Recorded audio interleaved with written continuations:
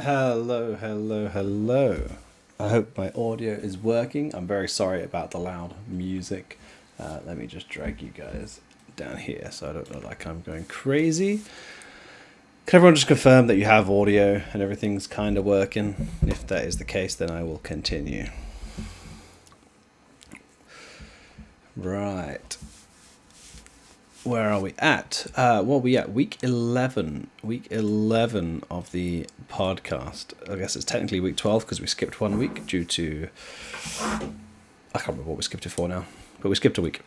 So, week 11. This is the last one before the Austin Major. So we'll do a small pick'ems. I guess we'll do, not small pick'ems, we'll do the entire tournament pick'ems at the end of the show, or towards the end of the show. First things first, we'll jump right in because it's gonna be quite a long topic. I think I haven't had fully time to prepare everything ready for this, so we're just gonna jump right in there. I got shared this tweet. So I just want to clarify. Like, I'm going to be finding this out at the same time as you. Like, I haven't done the calculations yet. We're going to try and figure it out for ourselves to some extent. So this is from Ence's CSGM, I think. And yeah, how can 30 versus 40 net us less points than 21 over 60? So Ence 30, Passions are 43. Ents are meant to be getting plus 13 for their win. And Big are meant to be getting plus 14 over Cybershook. Now, I should clarify, this is live data. This is live points data. I'm going to be working with, well, pretty old data now, like at least the 3.5 weeks old data, but hopefully the general idea will still be the same, so it will not be live to these points. I just want to clarify, you know what, I'm going to write on my spreadsheet, I'm going to write data is all from 5th May 2025. I'm just going to write that in massive bold letters just because I think that will just help people not get confused. Cool. Alrighty. So yeah, this was the tweet. Very good explanation, by the way, is this response from Finn or Mischief, where he basically says teams can be ranked highly due to different factors. We went over this actually, I think, last week in the show, on this show, where basically, yeah, you have your components that you're bringing to your points, and then you have things that you get from a match, and some of these are constant. So age weight and event weight, that's based on the event, so that will always be the same. But then the prize money that your team offers, the opponent offers, sorry, and the network that your opponent offers can be different, obviously, between each team.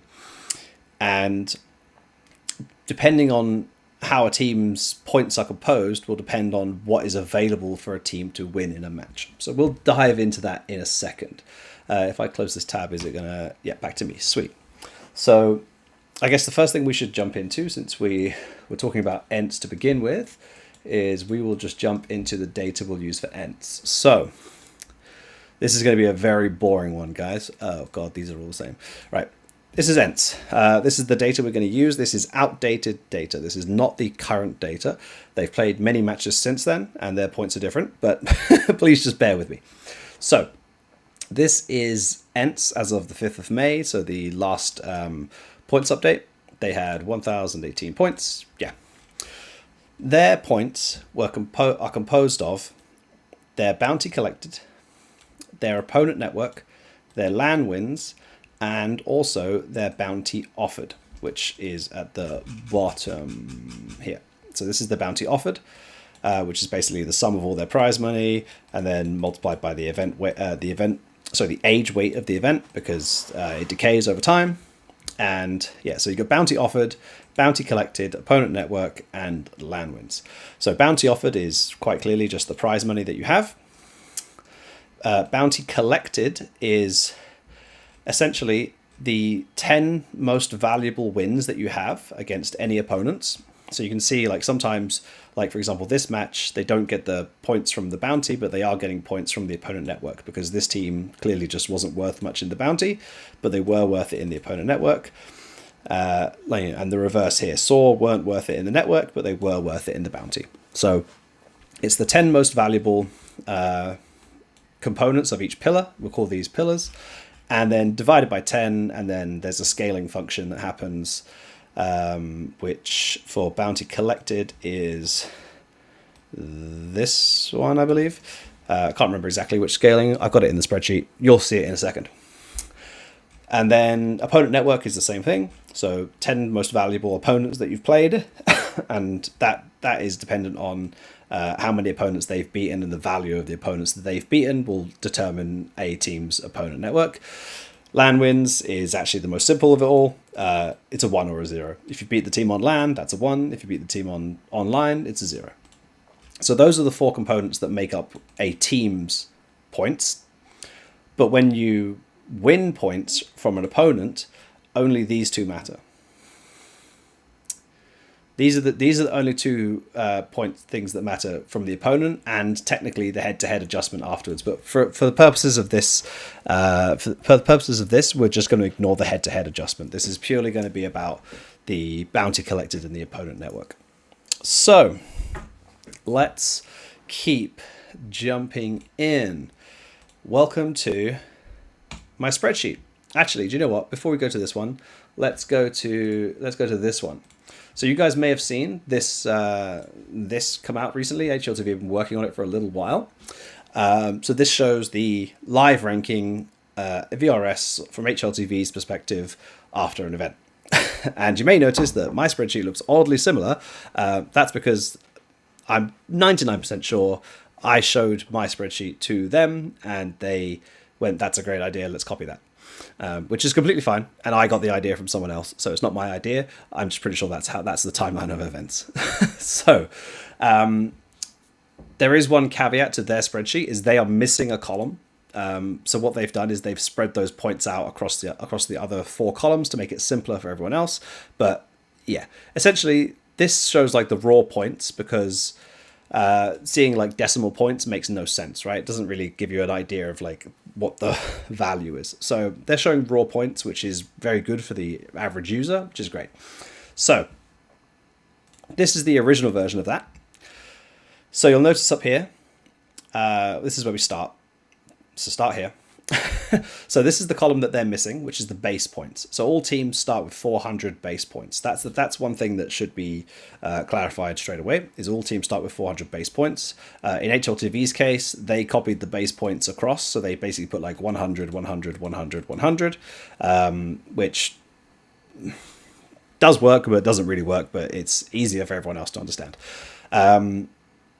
So these are the decimal points that you guys would have seen on the ENTS page. So if we just quickly jump back to ENTS, there's going to be a lot of chopping and changing on this one, I think. I'm just going to leave it all full screen. So if we go back to the ENTS tab, you'll see they had 0.567, 0.430, 0.343, and 0. So you'll notice that says the same here. 0.567, 0.430, 0.343. So these are copied across, basically, 1 to 1. So with that in mind, you can now see all the points for the 4 teams that were involved in the screenshot that the ENTS GM sent. And then I've done the same thing here, where I've converted the decimal points into the actual points. So this is the conversion, basically, down here. And you'll note, like, I should clarify, there is like some tiny like decimal point issues with the calculations due to some math issues with the way things are calculated, how many decimal points things are calculated for. So the numbers are not like exactly, they're usually like within like 0.1 or 0.2 away from each other. So yeah, just to be clear, the math is correct. It's just some weird decimal point issues and calculation issues. Sometimes dependent on how Valve send the data and how Valve display the data versus how it's calculated raw. But just trust me, they're close enough that it doesn't matter. So I've also had to go to the trouble of, let's just set that up there, filling in their buckets. So this is the same data that you just saw on the page for let's say like ENTS. So this is the LAN bucket, this is the bounty collected bucket, and this is the network bucket. And those are basically the 10 most valuable point scoring matches that they've got. I haven't listed the matches, but these are the 10 most valuable. I think I sorted them, or I did try to sort them mostly by value low to high, just because it reads a bit easier that way for me. Let me just double check those are all done. That looks good. That one doesn't. Cool. So let's dive in there. So a simple way to like look at this would be if we take, for example, Passion UA, and let's say their LAN wins is equal to their LAN wins here. So you can see they've got 0 points here, and that means 0 points in LAN wins. This is their value. If we give them 1 LAN win here, their LAN wins goes up by a little bit more than 1 because of the scaling. You see here there's scaling. So it gets scaled from this to this, and then they get this, and then 1 LAN win is 48.349 whatever points. That's the amount of points that you get for 1 LAN win. And again, I should clarify, this is only relevant to the exact moment I took these points on the 5th of May. Mischief, can you explain your question quickly? Hold on, I'm just going to throw it up there just so I can read it again. This is for comparing why one team is more valuable than the other. Is opponent network technically wrong? You're going to have to explain. Again, I should clarify, I'm not trying to do like an in-depth exact points to points thing. I'm just trying to explain most of the differences. So yeah, we could do the same thing, for example, with the bounty collected. If we set the bounty collected for, let's do Passion again, to be equal to this number here, and then increase this one by 1, their points will recalculate and go up. Pretty simple.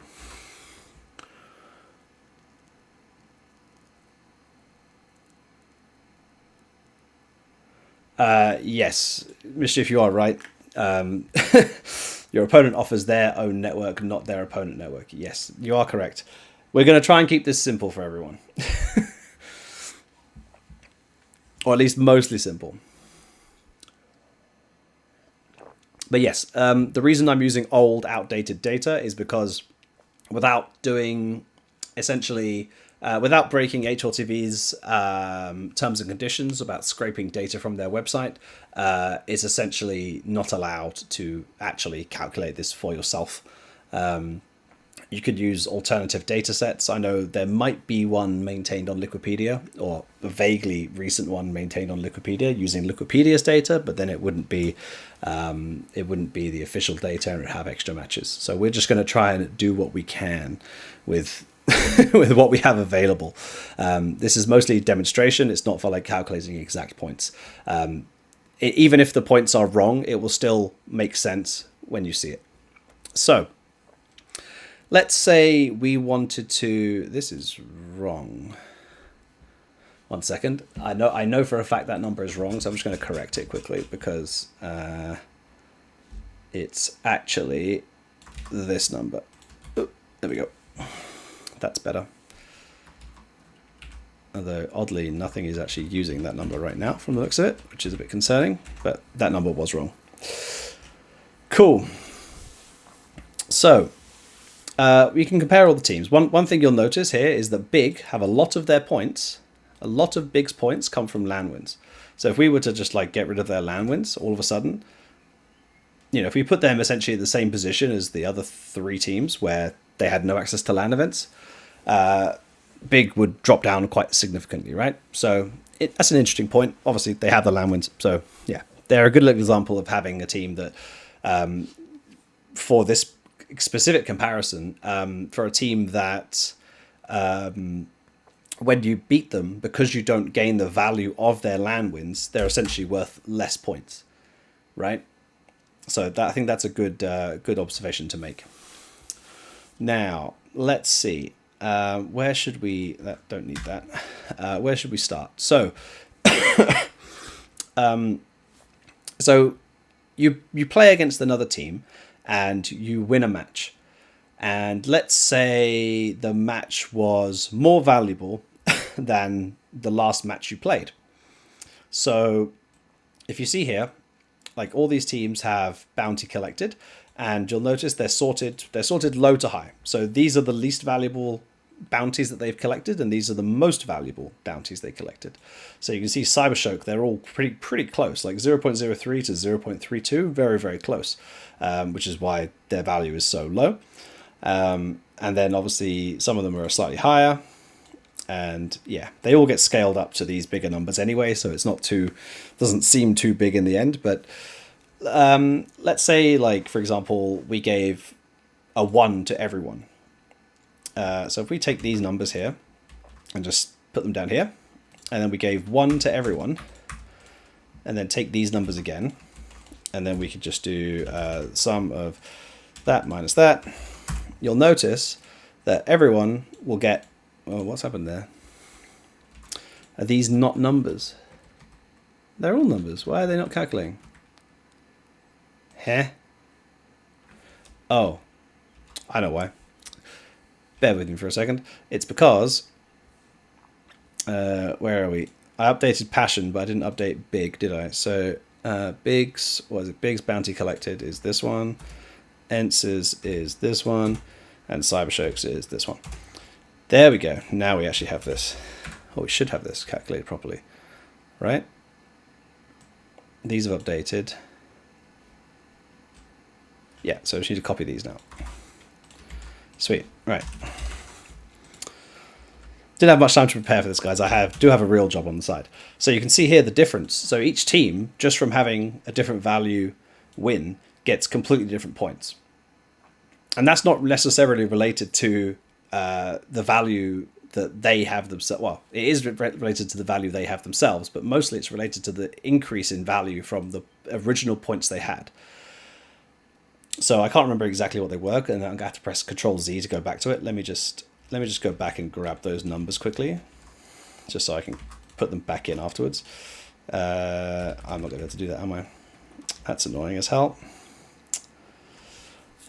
Oh, I could just do one ticket, can't I? Yeah, so now I need to make these all equal to the numbers again.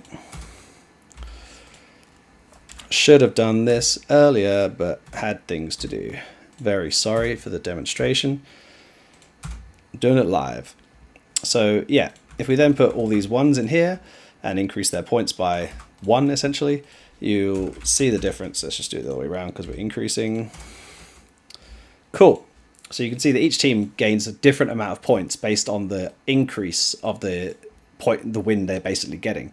So if you're higher up the rankings, which all these teams, as far as I'm aware, are higher up the rankings now than they were when I took this data, the chances of them increasing their lowest value win by a significant amount is lower potentially. So like, let's say you've played like a lot of very recent decent matches, but they're not like super good, then your potential to increase it is actually going to be smaller. Whereas if for example, like, I mean, let's try and make a fake scenario here. So let's give Big. So we need to get to 0.062. So let's just do like some weird stuff here where these are all worth like fuck all, and then this is worth a decent amount. Okay. So before this, Big was which team? Big was this team here, right? So they gained 47 points from this win. But that was when their match was worth more points. Now, they technically... That hasn't gone right, has it? Oh, it's because it's meant to be that. No. There we go. So technically now they have the same scale as they had before. They have 0.062, and their points is 182.88, which is slightly more than what they had. But let's just assume it. Actually, tell you what, let's just do a new calculation. So it's about the same. And now let's give them that extra 1 win. Now their points goes to 1230. And if we do that minus that, they got a decrease in the value of points somehow. Is that just because this is higher? Yeah, I mean, I think it's because their points is technically higher, but essentially, because they would be increasing their overall by a bigger amount, they would gain more value from that win, potentially. So the gap basically between the old value you're overwriting and the new value is the significance that makes the difference here. Does that make sense? I've explained it really badly and I used a bad example, but essentially the gap is the issue here. So when you play a different opponent, because the opponents can be worth different amounts in these points, you potentially you gain different amounts from different opponents. So if you like, even though let's say like Ents here are rated pretty much, actually hon, they're not a good example. Who's the best example? Is it big? So bounty offered here. So this is no, there's not. These four teams are really bad examples. But essentially, if a team, for example, has like extremely high LAN wins and has a very high ranking because of their LAN wins, but then you beat them and their bounty offered is lower, then you're not going to gain as many points because you don't gain the points from the LAN wins. You only gain the points from the bounty offered and the opponent network or the team's own network. Does that make any sense? I feel like I'm running in circles here because I should have prepared this with some good examples. Perhaps these four teams were not the best. Let me see if I can see any teams that are very obviously good examples. Finn, do you know of any teams that have like really weird bounties and like networks? Yeah, the stakes can change. I mean, I guess we can explain the stakes modifier quickly to some degree. Which tab am I sharing? I'm sharing my tab, right? Okay, cool. Where are we? So, yeah, I guess everyone knows that the event weighting, the stakes modifier for the most part is based on the is based on the prize money. And that's scaled as well. So like $0 prize money is actually worth, I think it's 0.143, and then $1 million is worth 1, and then everything scales between those two numbers basically. And that will also affect. I mean, I think these two matches from that original example, I think they were both in the same. I think they were both in the same tournament, so that wouldn't affect that part of the tournament at least. Can anyone confirm? Big Cybershock and Ents Passion, were they in the same tournament? Was it CCT they were in?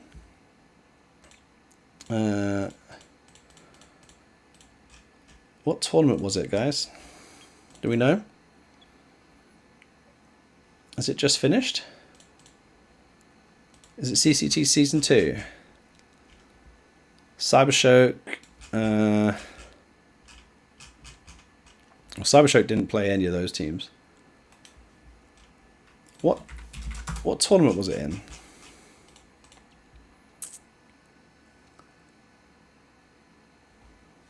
Or was it in the same tournament? Oh, it's Galaxy Battle. It's Galaxy Battle, I think.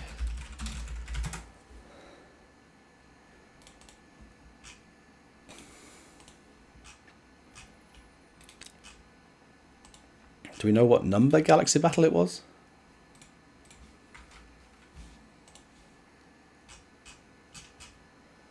Why are none of the Galaxy Battle tournaments on Wikipedia linked up together? Hold on. Galaxy Battle 2025 Phase 2. Right, here we go. So, are these both in the same tournament? Cybershock didn't play against Big. Okay, Ents played Passion and Big and Cybershock played, yeah. So it's from the same tournament. So they have the same stakes modifier. So that's counted the same. So what has changed in these teams' points? They're very closely ranked. So did Cybershock just gain a ton of points in... I'm not even sure. their example. It's so hard to figure out their example when we don't have the live data exactly. But oh god, where are we? This has been a bit of a disaster. We might have to restart this next week if we can't figure out exactly what the issue was. I'm going to be really disappointed if we can't. But my guess would be pretty solidly that the reason that Big get more points for beating Cybershock in this example would be related to, did Cybershock win any events recently? That would be one thing to check. Do they have a pretty big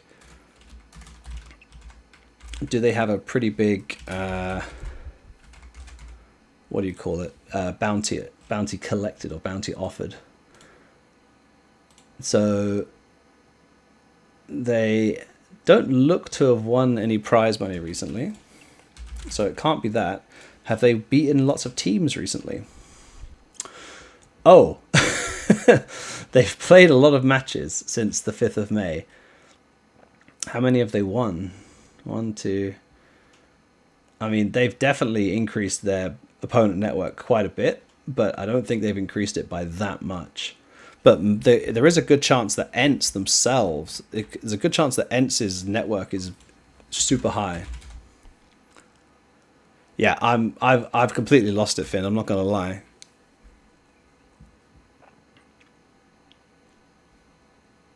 Go through what? Where are you, Finn? Why are you even watching this? Are you on vacation? Are you going? Aren't you going skiing or something? No, not skiing. Where are you?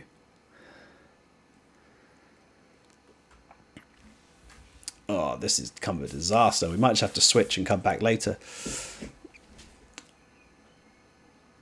Yeah, I know the clamps change, but the clamps aren't super relevant to this example. The clamps aren't super relevant to this example because all we're trying to do is explain how you can earn different amounts of points from different opponents.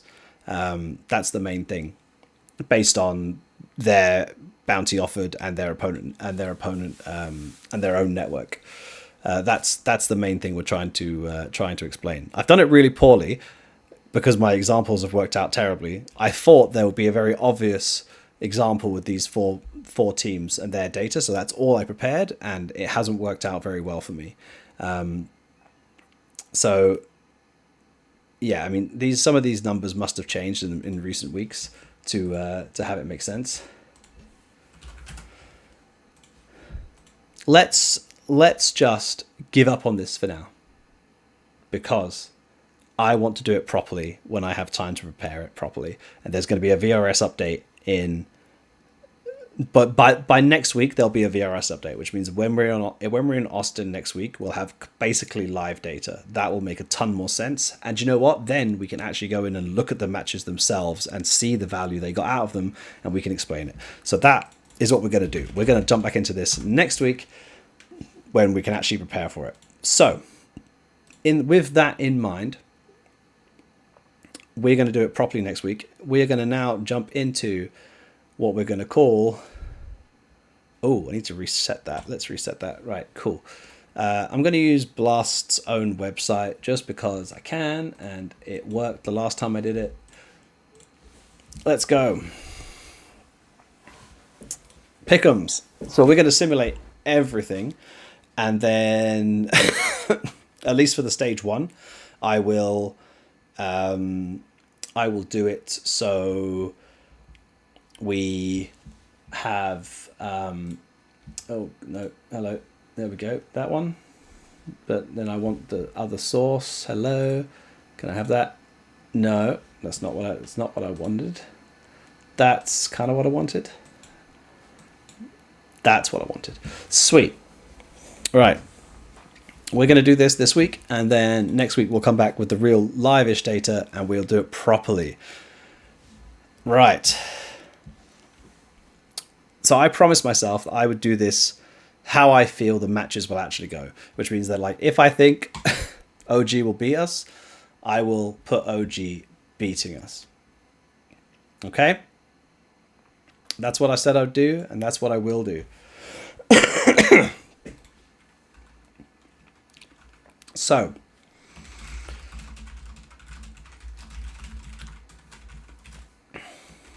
One second, just got to respond to something.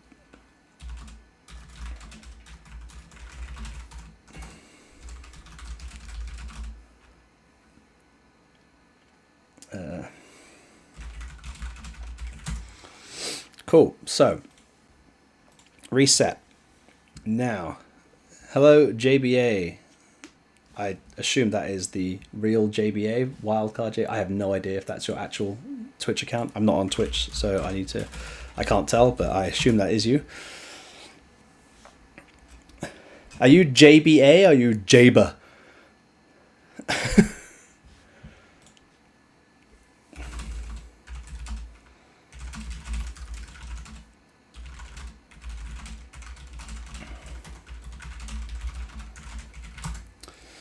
So, either. All right. I believe in us. J-B. I believe in heroic. This is Chinggis Warriors, right? Yeah. B8 versus Imperial. Oh, I'm going to upset a lot of Brazilians here, aren't I, if I do this? But I do think that B8 have been on a pretty good run of form recently, and I think they can beat Imperial. What are you doing in here, JBH? Wait, you guys, you're in Europe, right? Oh, you probably just finished scrims then? When do you fly back to Austin? Or to... Yeah, you fly to Austin, I assume, straight. When do you fly?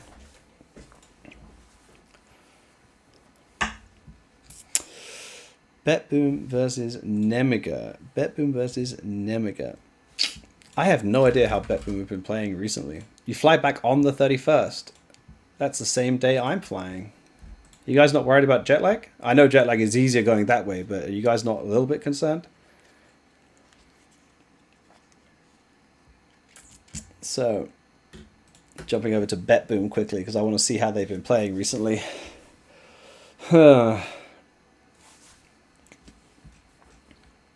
So they were on a pretty good run of form. They obviously played the Yellow Compass that we played. They didn't play the Yellow Compass finals, but they did play CCT. I mean, let's just try and see if they've got any decent matches in there. So they were playing well, but they haven't played a top 30 team in over a month now.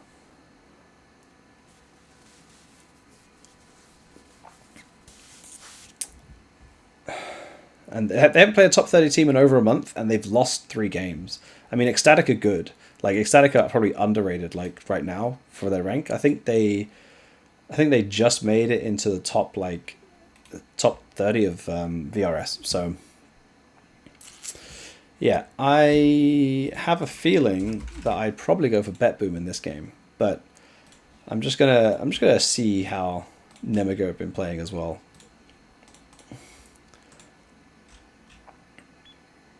Nemiga have played similar amounts of matches, actually. And I'm going to take Betboom. My heart says Betboom. This is the first one that's going to be controversial, isn't it? NRG versus Tyloo in a best of one. These are all best of ones. So this is like upset city. Like anything can truly happen in these games. Like lose 2 pistols, bam. But I think Tyloo will take this one. I think Tyloo looked really good when was it Pro League they played? I think it was Pro League they played.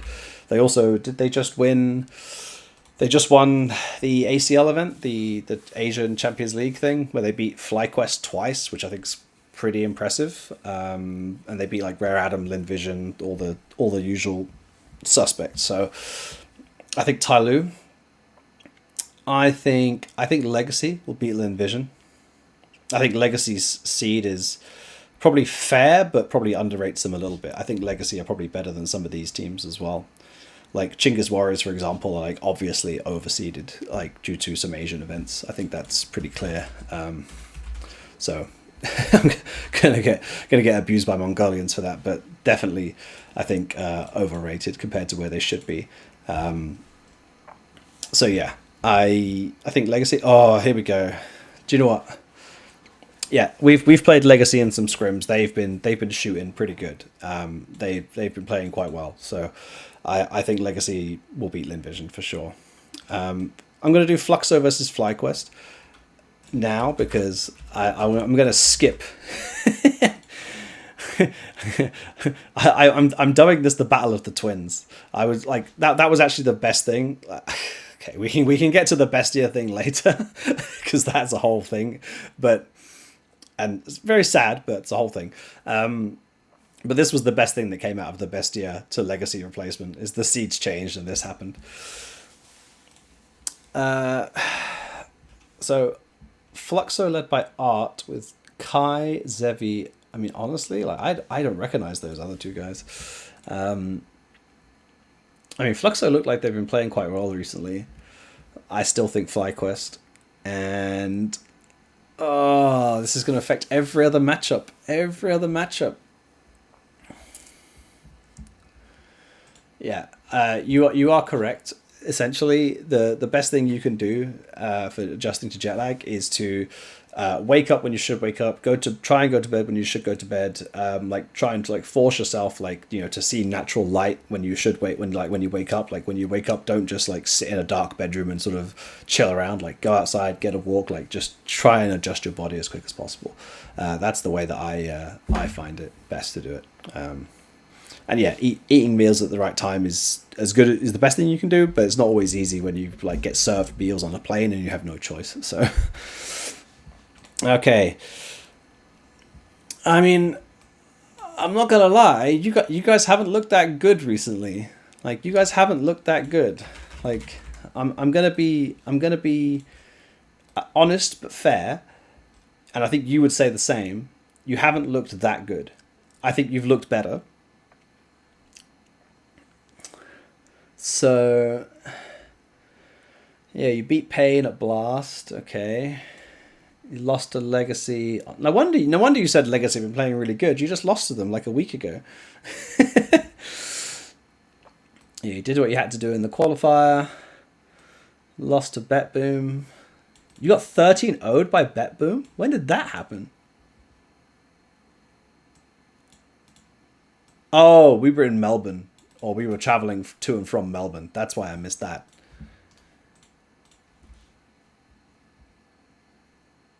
Sorry, I'm looking at this tab right now. Oh, that was the Stanislaw 002 game. Okay. Sorry, I'm not doing that just shit on you. I genuinely missed that. I'm pretty sure we were traveling to Melbourne during that time. So I'm going to excuse myself for not remembering that happened. Yeah, it was in the middle of Melbourne, so that's exactly why I didn't know that happened, or didn't recall it immediately. Yeah, we were traveling. It was the day we traveled back from Melbourne, so I missed that completely. Okay, so you beat 500.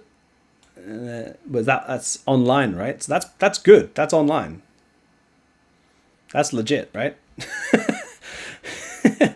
You lost a heroic, lost a vitality, beat Pain. Okay. Who are these guys? Oh, okay. Yeah, I mean, let's have a look. I'm actually curious. I have Metasport. We obviously played Metasport. They gave us the best game that we had at this qualifier. We went to OT on Anubis. This was a really tough game. Is that all the games they've played since we played them? Like that is really like. They've played 2 games in May. They lost them both. They lost to Alliance in the Sven. Okay, right. Wildcard. I'm putting Wildcard through. I've seen enough. I'm putting Wildcard through. Right. Okay. Let's knock off some easy ones for me. I think NRG beat Chinggis Warriors. I think for me, that's a pretty easy one. I mean, I guess OG must beat Metasport if I put Wildcard beating Metasport. I think Tyloo beat Betboom. I think Heroic beat FlyQuest. And now it gets a bit closer. Lin Vision versus Fluxo. Like, Lin Vision is always so hard to guess because they'll just come out and they'll just play some wacky Chinese CS and go like super close against really good teams, and then they'll be terrible or like lose to local teams as well. Like Lin Vision were on like a what the crap? How 1, 2, 3, 4, 5, 6, 7, 8, 9, 10, 11, 12, 13, 14, 15, 16, 17, 18. 19, 20, 20. They were on a 21 series win streak. I mean, I know the teams are not, are not the highest quality, but that's still a pretty legit win streak. Damn. I mean, like, they're putting up decent round numbers against, like, some of the best teams. Where do you put Lin Vision? Like, honestly. Did they beat Fluxo?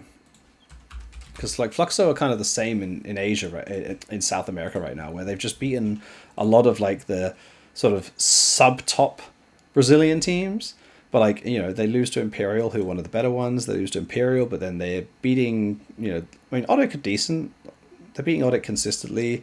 But, like, losing to Solid, then beating Solid, Shark, like, they beat Bestia, actually. I think that... I think Lin Vision will play some wacky best of one CS. I think Lin Vision will beat Fluxo. I think Imperial will beat Nemiga. I think Imperial have been playing quite well from what I've seen in the scrims. So I'm going to give Imperial the nod there. And then it comes down to our games, JBA. So are you going to beat B8? You were vouching for B8 earlier. You said B8 were really good. And I am inclined to agree that they've been playing pretty good. They've been playing against some decent teams. They beat Paravision in a best of 5. And that's not bad. They did decent at the Nomadic Masters, although they did only beat Asia teams. They lost to Big twice. Beat Chinggis Warriors, Asia team. Beat Zero Tenacity online. That's pretty big. They had a good CCT. I'm sorry, but I don't think your form has done enough to dissuade me right now. And I I think we will beat Legacy at a best of 1. I do think Heroic might beat us in a best of 3, though. I actually think Tyloo would win in a best of 3 against B8. I think Legacy would beat NRG. I think Bet Boom would beat Lin Vision. I definitely think that can happen. Fluxo will beat Chinggis. And Metasport will beat Nemiga. So I'm getting Chinggis Warriors and Nemiga as my first 0-3s. Next. Oh no. Sorry, there's another team to go in there still, so it won't be... Oh no, yeah, it's 100% guaranteed that we're playing against each other. There you go. We'll see you in the 2-1 games. I mean, I definitely think we can win this game. Like, if we play Heroic, I think we can beat them. But I would give them the edge right now because we're playing with a sub and they're in really good form. If we weren't playing with the sub, I would have 100% pass. But with the sub, I think we just have to be, a bit humble, let's say. I don't think I'm underestimating Nemiga. I just think they're just playing against teams that are like just better than them. Like in every single bracket, I think they're just playing against teams that are like a little bit better than them. So FlyQuest and OG, I think FlyQuest have got a little bit more experience, and I think the OG guys, they might have a little bit of like crumble in them somehow. Some of them, just a guess. I'm having a guess. I think OG are good. Like, I genuinely think OG are good, but I just think FlyQuest will have that little edge. All right. Legacy versus B8. FlyQuest, Bet Boom. Okay, I'm taking OG over them. Oh, no. NA versus SA for elimination. NRG versus Imperial. I think I'm going to go Imperial.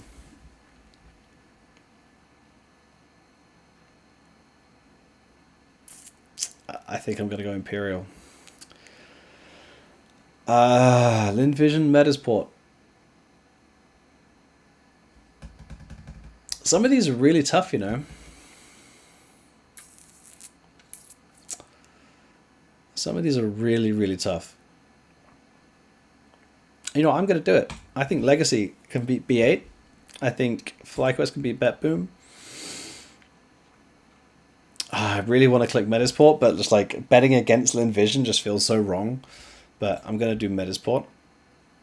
And I think we can beat you, Josh. I'm sorry. You guys just haven't shown me enough. Just haven't quite shown me enough recently to believe in you. But do you know what? I'll believe in you there. So you're going through. I think B8 beat Metasport, and I think OG beat Imperial. Oh, actually, I don't know. Imperial. I think Imperial have been playing really well recently. I think they finally like figured out things for themselves. But I don't know. What do you guys think, guys? Do you think we should go OG or Imperial? I think it is going to have to be... Oh, this is tough. I think Imperial. I think Imperial are going to do it. All right, so my teams advancing are Tyloo, Heroic, Complexity, FlyQuest, Legacy, B8, Wildcard, Imperial. So that's 1, 2, 3, 4. 4 Americas teams, 2 Asia teams, and 2 European teams. That would be a perfect situation, actually. That would be good. All right, stage 2. It precedes everything. So Falcons versus Tyloo, done. These guys just played twice, right? Or once? Heroic and FaZe just played, right? Yeah, they just played at Dallas, and Heroic won. I don't necessarily think they should have won, and also they were playing with Skulls, right? Yeah, I think FaZe. I think VP will beat FlyQuest. Do you know what? I actually think Legacy will beat Pain. I think Fury will beat B8. I think Wildcard actually, like, there's a lot of like America's teams down here. Like this is interesting. As a side note, going 3-1 in stage 1, going 3-2 actually might be better, because like if you go 3-0, like these guys, you just end up playing against fucking Falcons and FaZe. Like going 3-0 is actually a curse. Like, why would you want to do that? It's horrible. It's way better to go down here. I mean, obviously, like, you're playing a bit of a seeding lottery, because I think Fury are much better than Mibber and M80 right now. But you could get some decent matchups there if you could avoid these two. I think 3D Max will probably beat us, and I actually think Imperial will beat M80 in a best of 1 opening match. Yeah, so screw it. I think so.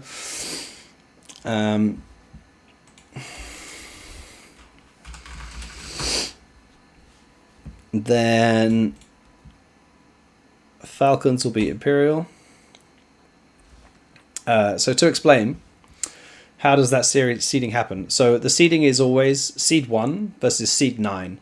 The reason for that, and I've done some examples of this on Twitter many, many years ago, which got it changed, is because if you seed 1 versus 16, like how you do it in a normal single elimination bracket or elimination bracket, when you get to the final like 2-2 matches, it would end up that like if every single team that was the highest seeded team like always won their matches, then the teams who are seeded like 7th and 8th wouldn't actually advance. Like it would be like 1 to 6 and then like 10 and 12, because all the matches like the matches in the middle to start off the bracket would be 8 versus 9 and 8 versus 9 and like 7 versus 10 and 6 versus 11. And those matches are needed at the end to decide the final progressions, but because they've already been used up and we have in Swiss you can't replay a match, it basically just means that the best 8 teams, even if they won all their matches, couldn't advance, which is a bit fucked up. So this preserves that in a better way, but it does mean that there's some potentially harder matches in the opening matches. But because, for example, like because Tai Lu play against Falcons here, they would, when they drop down, which they do to here, they have a slightly higher seed in this, but they also gain from the book alts. You see here, they'll gain from Falcons book alts. So if Falcons just keep on winning, then Tai Lu will keep getting a better seed in later matches. So yeah, that's the reason why. Okay. Round 2. I don't know if I'm just massively overvaluing Legacy right now, but I do like them, but I think 3D Max will probably win that. I think Fury will beat VP. I think B8 versus Pain. Yeah. FlyQuest Mibba. I'm going for FlyQuest. And I'll take... this is so crazy. This is literally seeds, like 8... This is these 2 seeds facing off in the first game. Because of the upsets. Because I've got these upsets in there, they end up being seed 4 and 5. Because this would be seed 1, 2, and 3. This would be seed 1, 2, and 3 of the lower bracket here. So seed 1, seed 2, seed 3. So then this is seed 4, 5. So they play against each other. And then we're seed 6, so we play against seed 3. Like, that would be kind of messed up if that happens. I think Heroic, and I think we will be M80. Why does Cole play Heroic if both go 2-0? We can investigate that.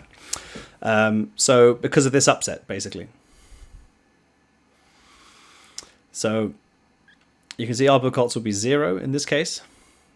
After beating Legacy, but then, because Legacy go down here, they go 0. They go 0. They go -2, but then I think these are probably 0 and 0 as well. So we're the highest seed. So there's 3 teams with 0 book alts in this example. So Tai Lu have 0, B8 have 0, and we have 0. So then it falls back to initial seed. We were seed 1, initial seed. You can see here. So we would automatically be seeded the highest of the 0 seeded teams. So it would be seed 1, seed 2, C3, which leaves Heroic as seed 4 because they played against teams who I've predicted to go worse than before. So because I'm predicting Chinggis to be so bad, essentially, when they should be good, right? You know, this is the issue with having like one bad seed. Inaccurate seeding fucks Swiss so bad because Chinggis Warriors, in theory, should be the second highest low seed, but because I actually think they should be like down here somewhere. If they lose all their matches, they don't perform how they should perform. Like OG and Imperial, I think should perform pretty well. So I have them going through. Actually, both of them, I think. Or did I? No, I put Metasport, put Imperial for over OG in the end. But my point is that they should be both pretty good performing low seeds. So beating them should be an advantage for you in the later stages. But because Chinggis, I think, are there when they shouldn't be, they don't benefit Heroic in any way. So you can see here they give them a -2 book alts, which puts them as the lowest seed going into the final round. Anyway. Yeah, I think we will be M80. I'll put it there. So, next round. Oh, this is rough. This is rough down here. Oh, we'd have to play again. Well, if we beat you once, I think we can beat you twice. I think Heroic can beat FlyQuest.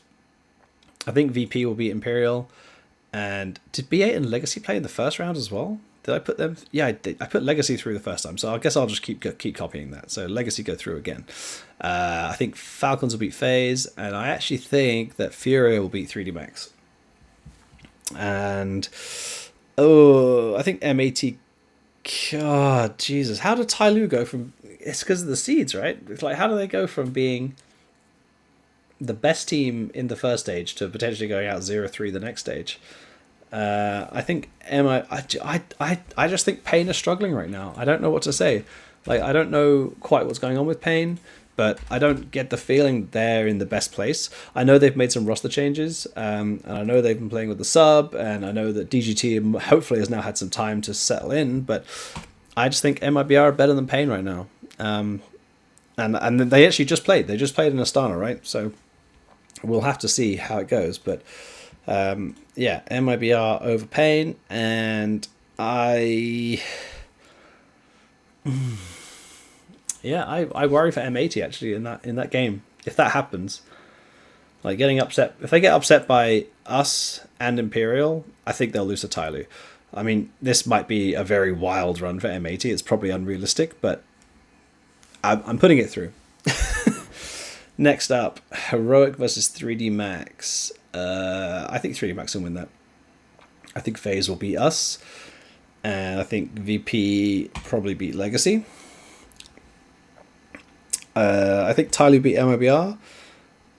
I think FlyQuest beat Imperial. Did they play in the first week? No, they didn't. So I can do that. Yeah, I think FlyQuest is going to beat Imperial. And did B8 and Wildcard play them? They did. I put B8 through. Oh, if I have to be consistent, I have to put B8 through as well. Man, this is brutal. Holy fuck. NA. Oh, SA, NA, SA, NA, SA. I've just killed America. Holy fuck. Oh, man. I feel bad now.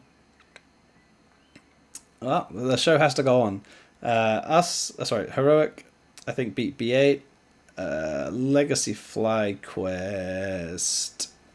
Do you know what? I think Legacy can beat FlyQuest.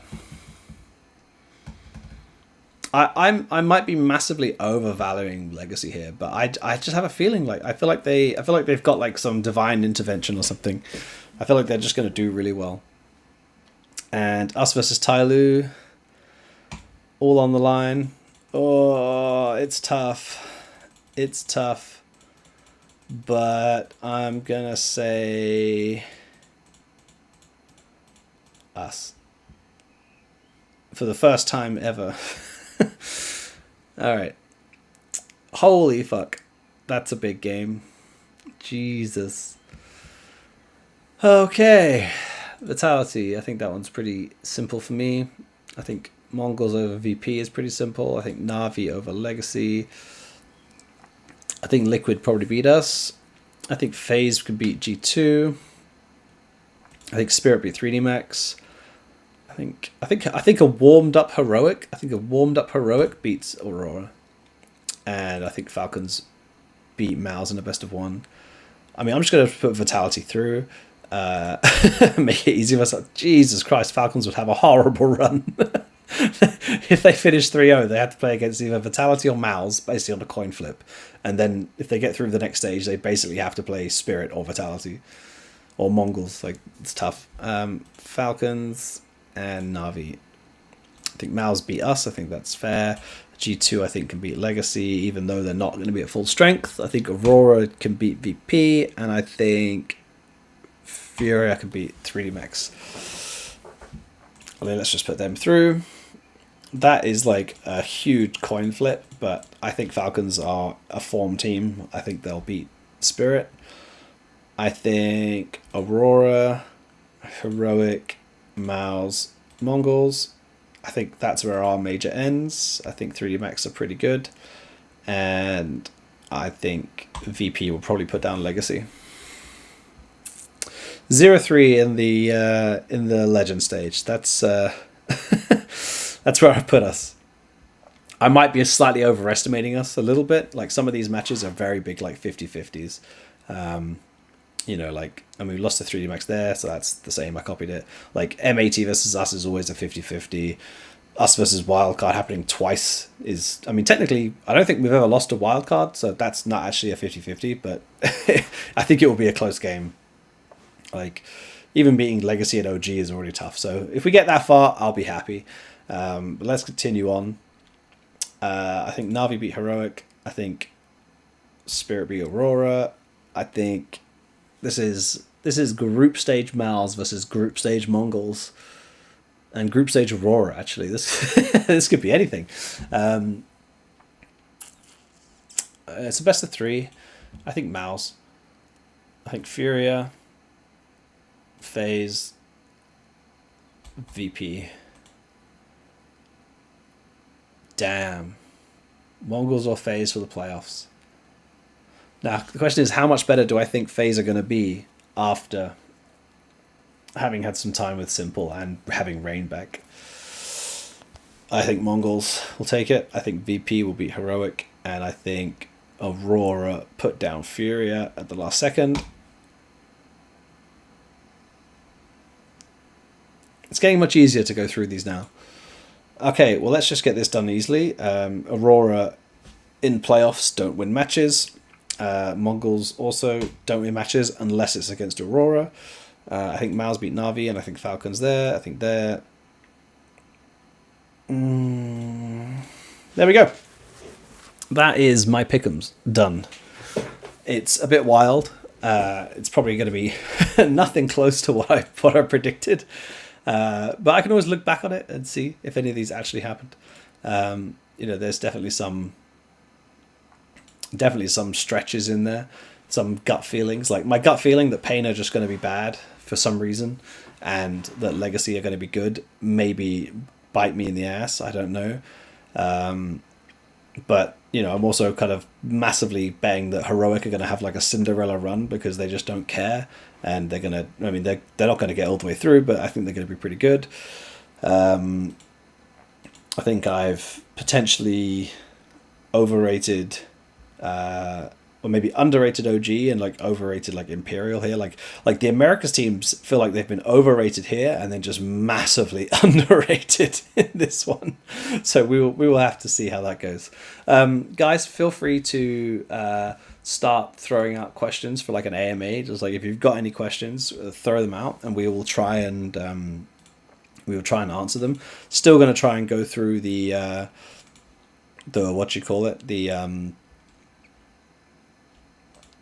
VRS when it comes to next week on answering those questions, because I think once we get the updated data and we can actually see what happened, it'll be much easier to explain.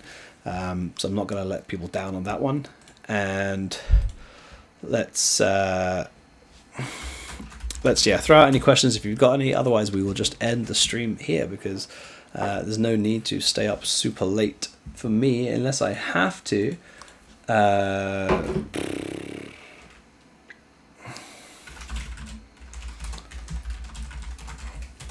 Yeah. How is Cole practice going? Is it looking good? So I should clarify that JT only flew into the US on Monday, and he got delayed because of weather in Dallas, so he got stuck in Austin for an extra day. So he arrived yesterday at the boot camp location, or the boot camp location we're going to call it.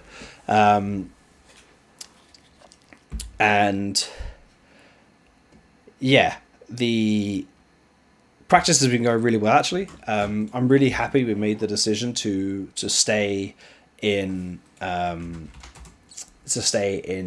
NA for the practice.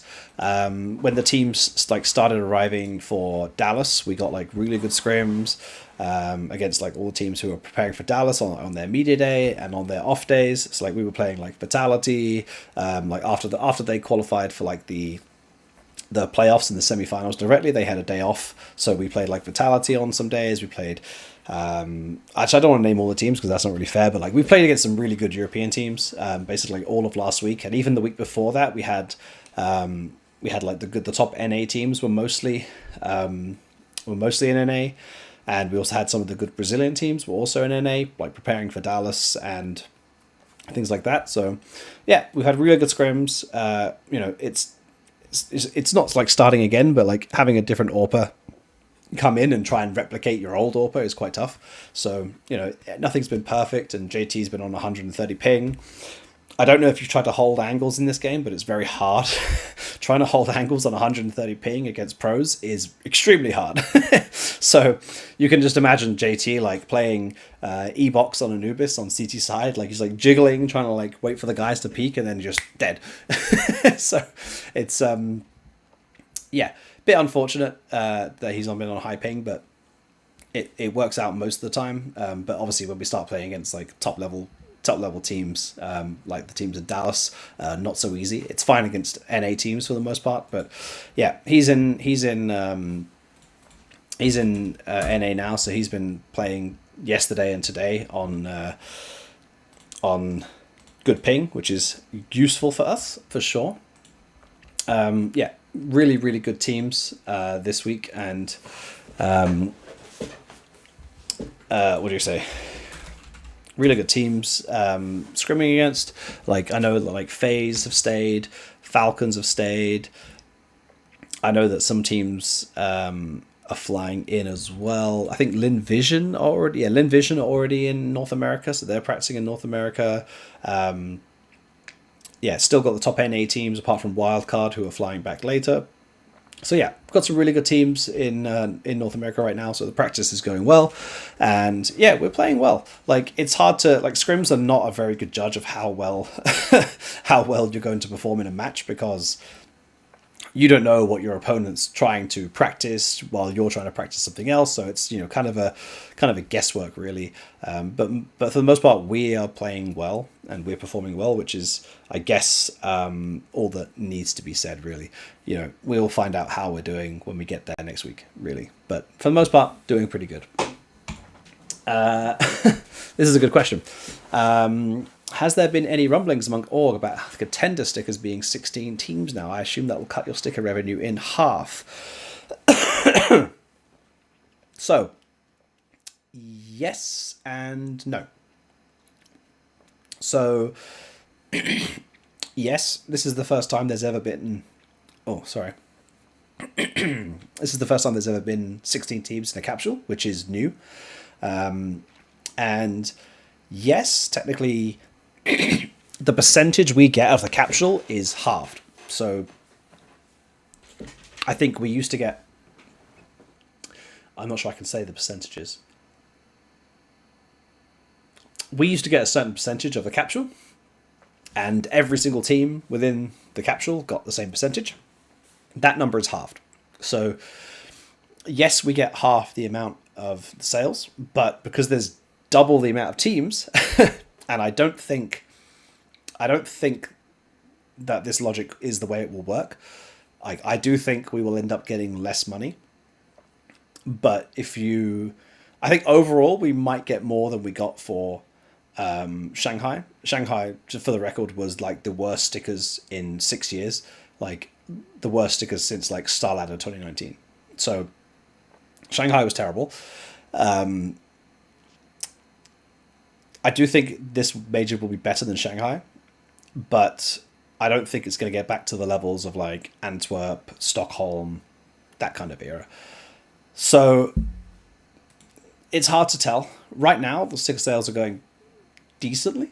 Like we're not upset. We're not like upset by them, but then they've been better, but they've also been worse. So we don't know is the honest answer. But technically, the percentage we earn from the capsule is halved, but if I don't think it works entirely that way because logically the additional 8 teams who didn't play the major before, who wouldn't have played the major before, are logically less well liked, not going to perform as well, so they logically should not drive as many sales as before. So yeah, I think realistically, it won't increase the overall amount of money we get, but because I think this major will just be more popular than Shanghai, I think we'll probably end up okay. I think the more concerning part is the viewer pass and the souvenir tokens. Those are shared amongst all 24 teams, which is now all 32 teams. And again, if you apply the logic that adding 8 extra teams isn't going to increase the value by 33%, which is the increase in teams, so 24 divided by 8 is it's 33. It's a 33% increase in teams, but are you going to get a 33% increase in sales from essentially again the 8 least popular teams? Are people going to be buying, are we going to get it's a viewer pass, right? It's a viewer pass. So unless you're prophesizing that you're going to get 33% extra people buying a viewer pass because you've added 8 teams, then every team is going to lose out money.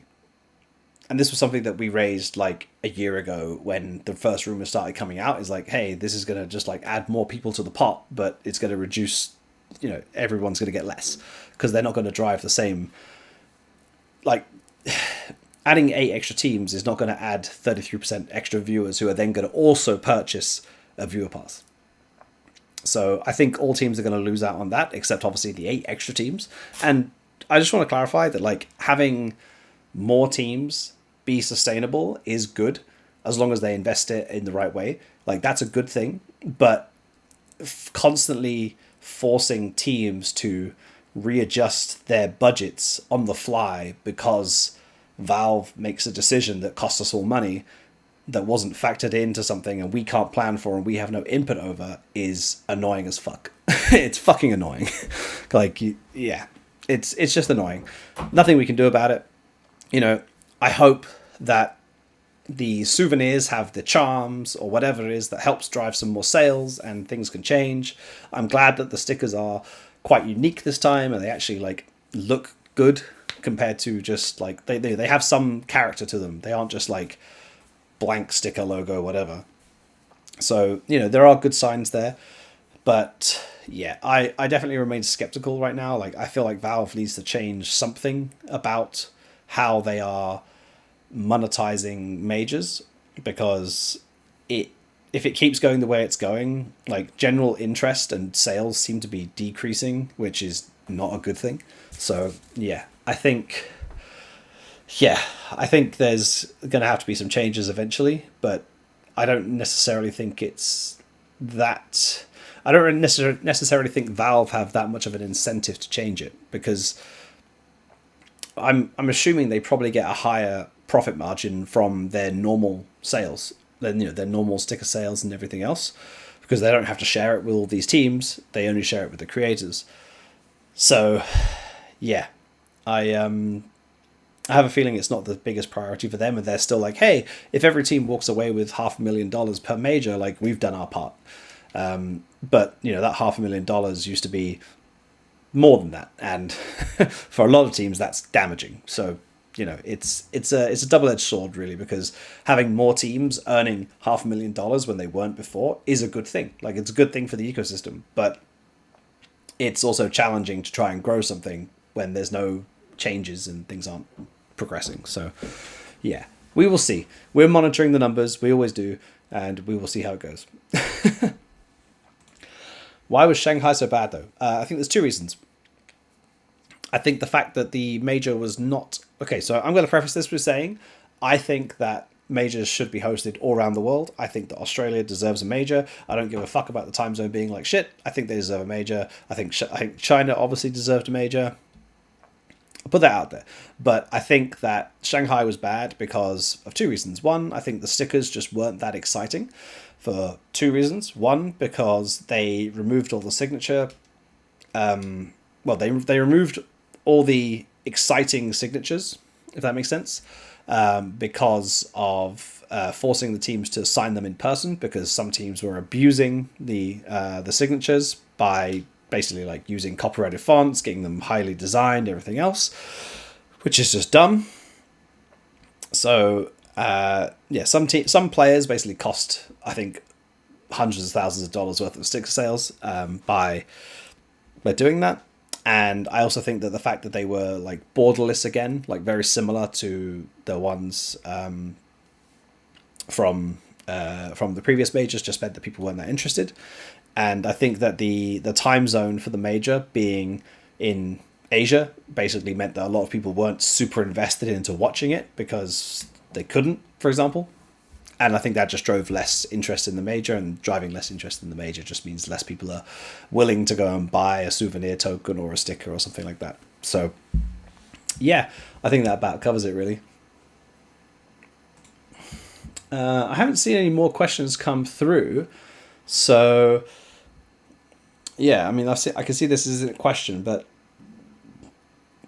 indirect way to try and give more dollars and incentivize being in that top 16 as a side above VRS. I mean, I'm going to be honest, there is no shortage of being in the top 16 for VRS. Like being in the top 16 is like the golden goose of the industry right now. Like if you're in top 16, you get access to pretty much everything outside of outside of Blast Rivals, which is like top 4 plus wildcards, which will get changed for next year before Finn jumps in and says that it doesn't meet the TOR. and Blast Open, which does 12. I think apart from that, like every event is like just top 16, just like pure top 16 invites. Okay, Esports World Cup is top 15. But yeah, like Fisher Playground, top 16. Star Ladder is top 20. No, Star Ladder's top 16 as well, with 4 qualifiers. Pro League is top 15 now. Yeah, Pro League's top 15. CAC is top 1, 2, 3, 4. Fuck knows how many that is. CAC is top 12. Thunderpick is top, I don't remember, top 12 again, I think.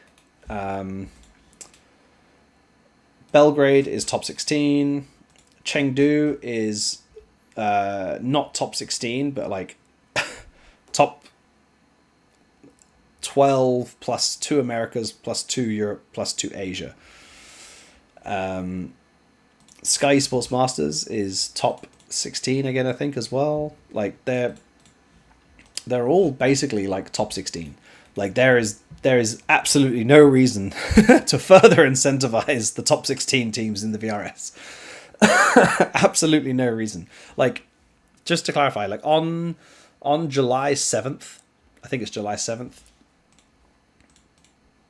Yeah, on July 7th, the top 12 teams in the world will get invited to 6 events immediately. 6 events. Which is basically every event from August to mid-October. They will get every single invite. So every single event from, like, if they all accepted, every single event would have those same 12 teams. Yeah. Ridiculous. Like, crazy stuff, to be honest. Like, the fact that, yeah, as Mischief says, due to clustering, the ranking stays pretty stagnant. Yeah, I mean, even if you have like one big event win, like we did, you know, we had not a big event win, but we had like Yala Compass into Bucharest, and we finished top 4 at Bucharest, and that threw us up the rankings, and we did like, I think we got to like top 13 or top 12, but because there was no ranking invites on those months, we didn't gain anything from it. Like, we got one invite to Fisher, and like, yes, we got Fisher, and we have Cologne, and we have Bounty for next year, for next season, but they all play out after that July 7th update. So they're essentially worthless. like there's so little events that are going to be valuable on like the August update. The August update, I think it's Thunderpick runs off the August update. Yeah, Thunderpick runs off the August update. And that's it. So Thunderpick runs off the August update. Belgrade runs off the September update.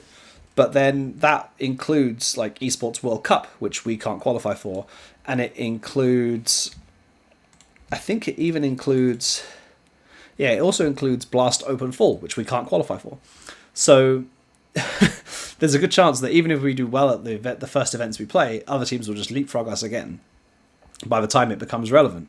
Blast Rivals Fall uses October, but again, like, we're not going to play all the events in September and August. We're not going to play. So by the time that like, even if we do really good at like Cologne and Blast Bounty Fall and Fisher Playground, like if we do really good and get like, you know, top 8s and things like that, our ranking is going to drop so far by the time the next set of relevant invites comes out that it's not going to be worth it. So yeah, there's a lot of issues right now where, I mean, specifically around that July update, basically, like some of these events that are like in mid-October that are inviting, like, I mean, Pro League starts on September 27th, and they're using a July ranking update. So they have all of July, all of August, and pretty much all of September to do logistics. That's 3 months to book 12 teams' flights. Doesn't make sense. Starladder is the same. Starladder is September 13th. Like, if they just use the August update, they'd have 5 weeks. 6 weeks to book flights. Yeah. It doesn't make much sense, but it is what it is. Nothing we can do about it now. I hope Valve does some kind of limit on it, but yeah, there's definitely some interesting invite dates out there for sure, and clustering so many of them on July is just annoying, but it's something we have to deal with. My cough is coming back like crazy. Hold on.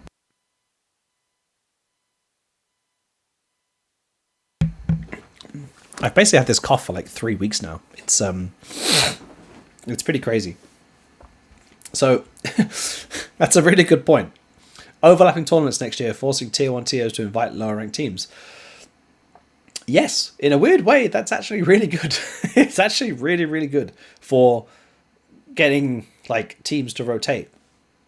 Like, I actually think this year, without the PGL events, I think this year would have been a disaster. Like, honestly, the PGL events allowed so many teams to start playing who wouldn't normally be able to play, just because so many of the top teams, for whatever reason you choose, decided they didn't want to play them.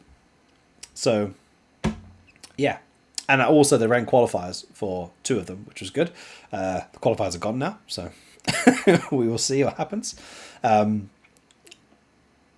It's also worth noting that from next year, all events have to invite 20 teams. All tier 1 events. So all the major events, or the big events, not majors, they all have to invite 20 teams, which means they could do 2 things. They can either extend their main event to make it bigger, or at least parts of their event to make it bigger, or they have to run qualifiers for some of the slots and invite teams to the qualifiers, which would be how you get around it. So, yeah, hopefully